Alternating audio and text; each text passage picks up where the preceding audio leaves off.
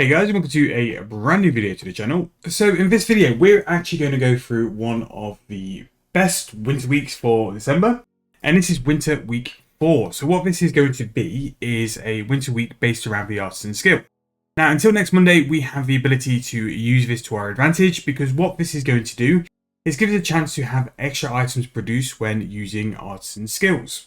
Not only that as well, when you're going to be doing Artisan training, you will have the ability to have a rare drop table sort of loot, kind of similar to a Siren Spirit, and that can go on top of your actual Siren Spirits as well. And even better, where you're most likely going to be doing these Artisan skills in 4th Rune 3, where you're going to have an increase in your rested XP, which just means you're going to get some bonus XP as well. A nice little thing added on is that if you're going to be doing smithing, which can be a really valid way to make some GP, you will have a chance of not losing heat, which just means that smithing is going to be a bit more AFK if you choose to do that as well. But with the Artisan skills, we're not really going to focus on smithing. The ones I'm going to start looking at is mainly going to be things like construction, Herblore, and also Runecrafting as well. So in terms of Artisan skills, the skills are going to be construction, cooking, crafting, fire making, fletching, Herblore, Runecrafting, and smithing. So what the bonus or the buff is for the Artisan skills is it's going to give you a 10% chance to save resources or produce double items when training skills. So what this is going to be is basically an extra portable boost, as you could call it. And with a lot of these skills nowadays, is you actually make more money based on the ability to save rather than the actual profit in doing the potions as well. So the ones really I'm going to concentrate on is mainly Herblore, Runecrafting, and crafting as well. So just to go over all the perks, so for construction, a single plank can be saved when constructing flat packs. For cooking, an extra food portion can be made whenever cooking food and automatically sent to the bank, again very similar to the porter. And for crafting, an extra piece of leather or uncut gem can be added to the backpack when crafting items in terms of leather or cutting gems. So crafting is quite an interesting one. Like, you can make dragon hide bodies for profit. You're going to be basically getting extra dragon hide leather, which you can craft for more profit as well. So that's a really nice one. Crafting is more of a saving rather than producing an extra one. Fire making, logs can be saved when adding to an existing fire. Fletching, logs can be saved when fletching bows out of them, which for the newer higher tier fletching items, so the eternal magical bows, can be really good there. Everywhere else, meh, not so much. It would have been really cool to have the ability for extra ammo for fletching, but I do think that would have been really OP and made fletching even more considerable profit than what it already is. Fletching is very, very good. Herblore, an additional unfinished or finished potion could be added to the bank, which is very nice. And then finally, for Runecrafting, the extra chance to get some runes. So, like I said before, out to the ones, if I'm going to pick it, Herblore, because you're going to make more profit with potions and unfinished potions, which is going to be pure bank.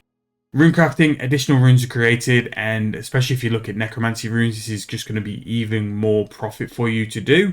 And then finally, crafting, the ability to save stuff. Again, crafting out of free is probably the least, but Runecrafting and Herblore is what I would concentrate on here. So what I'm going to do is go for a couple of Herblore potions, which are going to be very, very good. So we're just going to price check and have a look around as well. Now, in terms of Runecrafting, that can be some serious profit on top. Things like necromancy runes quite commonly now make over 20 mil per hour. So the ability to make 10% extra runes, providing you got all the buffs and stuff, you could be looking at an extra 2 mil per hour just from this Artisan skills winter week as well. So yes, this winter week is definitely a good one for money making and definitely a good one for making some profit as well. So what I'm going to do in terms of some potions, I'm just going to test some of the, the standard potions. So we're going to do prayer potions. We're going to do Sorrow Brews, which is what we're going to check first. And then we might have a little dot around some of the extremes, because I think some of the extremes are where you're going to make the most profit. You want to kind of look at potions which are going to be a decent price. So if you do have a chance of making an extra one, it's going to be considerable profit as well. Now, would you do things like Super Sorrow Brews or those which are really expensive? If the margins work, then yes, check that out and definitely have a look. So what I'm going to do first, let's have a look at Toadflag potions. So pretty expensive on the Toadflag side, actually. 6k each is pretty steep. The good thing about brews nowadays is that Fish Nest is very cheap. And that is going to be 225 GP there. And what I would suggest is get creative with this. There are some potions which are going to make a lot more profit. Basically, you just need to find them out, and you just need to just check, see where they are and what they're doing in terms of profit. So, good one here, actually. That is an incredible price for a Sorrow Brew currently. That's 3k over mid price, which is a bit crazy, actually. So, In terms of a brew, 6.2k is where you kind of need to be, but they are selling up to 8.4. And once you've got things like your brooch, your portable well, your botanist mask, and this buff as well, I think it can be upwards of about a 40% chance to create extra potions. And with all the other boosts as well, it's going to be considerable XP while you do that as well. So that's a really good one to actually start off with. A wine of Sara, and then we can check out the price of a super potion. The Superstar Brew is quite good actually, and you can make some serious profit with a Superstar Brew. But obviously, we're going to check these margins out just to make sure they are correct. So let's have a look. So those are very cheap. Wow. 26k for that. So that is definitely not worth it, but that's definitely could be a decent investment. So 26k for a Superstar Brew is almost like 15k under its mid price. So yeah, very strange price there, but we move on. Again, if you are someone who PVMs a lot, could be a really good time to sort of stock up there and have a good look. A Ranar potion is going to be a standard one. Prayer potions are always a very good one. The only thing you sort of sacrifice from a prayer potion is the XP. In terms of that price, so that bought under mid, so that bought for 3.2k, and a prayer potion is going to be a price of, let's have a look, 4.5, again, very cheap for a prayer potion there. 4.8, yeah, that's pretty decent.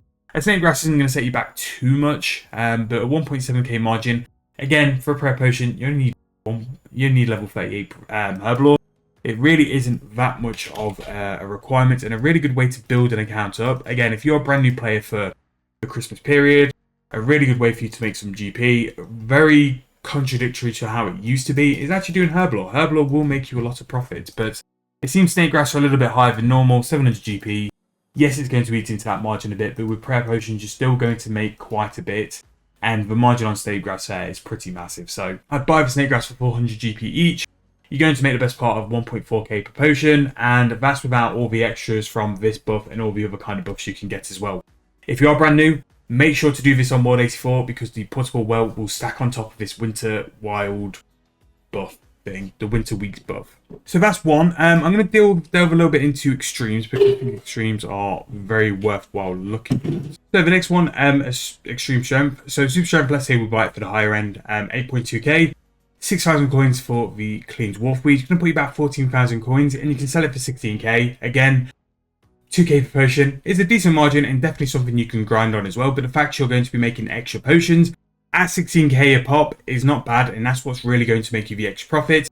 If you can make something like 200x potions per hour, that's 3.2 mil on top of the profit you're making already. And this is how Herblore works. It's what extra potions you can make per hour, which is really, really going to ramp up what you can do. And another one as well, just to sort of round off the extremes, super defense into an extreme defense. You're probably looking again about 2,000 coins profit for that as well. And this is what I would really suggest for something like this. Focus on the skill. Again, I really only suggest Herblore and Runecrafting for this point. But have a look around on different potions because there'll be different margins and different things you can find. Yes, that Super Sara Brew was pretty big, but it turns out that the extremes kind of match it. And it's not super inflated over its mid price as well, which is why I sort of look for variety and don't always follow the videos. The videos are basically here to give you an idea and sort of put you in the right direction. The way you're going to make the most profit is to delve into the skill, look at the different potions and check the margins, because sometimes the potions which aren't being produced the most are ones which are going to have the biggest margin. Yes, they can be a bit niche and yes, they can be a bit hard to sell, but they will work eventually anyway. But this is what I'm sort of suggesting for winter weeks. Focus on either the Herblore skill or Runecrafting. Obviously, if you want to do any of the others, they will be very good. I just don't think the buffs are as good. They could have been slightly tweaked or slightly better. Like construction, I think if that affected frames, and it would encourage people to make frames and refine planks because you have a chance of saving those items. That really would have pushed people into construction. Crafting as well, I think you could have slightly tweaked it. It's good, but it could have been tweaked as well. In fletching, I just think that ammo really should have been concentrated on rather than bows. I get why they did it because extra saving on ammo is just going to skew prices, but it is a little bit different to what it could have been anyway. But if you are looking for something very AFK, a 20% chance not to lose heats with smithing is very, very good as well. But that's going to be the end of this video. I just wanted to cover the basics of this winter weeks and what I would do and how I would go about it as well. Again, this is a good chance for you to make quite a lot of profit per hour with Herblore. Herblore is such a good way to make GP, especially as a starter account as well. And it's not the absolute highest tier potions which are going to make money. some of the lowest tiers. Again, we've gone through prayer potions, which is probably the lowest I'd go to. Level 38 herb really won't take you a lot of time. You can quest it, you can do other things like dailies, or use your lamps from all your daily login keys as well to focus on Herblore to get it up to level 38. And after that, it's going to pretty much pump out a bit of money for you and will be always a decent skill to sort of fall back on as well. The higher level you train your Herblore means there's just more variety in potions and just more of an option for that to bring you GP later on down the line. But that's going to be in this video. Again, I hope you all had a wonderful Christmas. If you have enjoyed the videos, please make sure to drop me a like, subscribe to the channel. It really does help me out. And thank you guys for watching once again. But I'll see you guys very soon in the next video. Hope you guys have a good holiday, and I'll see you guys then in the next one.